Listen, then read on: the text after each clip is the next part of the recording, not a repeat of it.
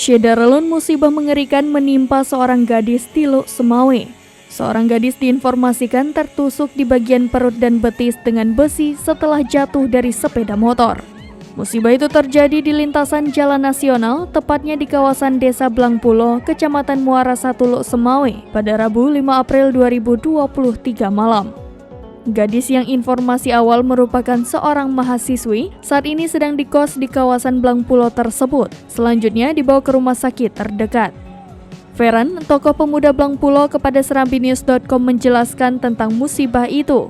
Ia menyatakan kalau besi yang tertusuk pada tubuh gadis tersebut adalah besi yang digunakan untuk proyek pembangunan saluran dan jalan di kawasan tersebut. Dijelaskan kalau proyek pembangunan saluran dan jalan di desanya tersebut sudah berlangsung sekitar 2 bulan, ditambah minimnya lampu penerangan. Setelah besi terpotong, korban pun langsung dilarikan ke rumah sakit terdekat.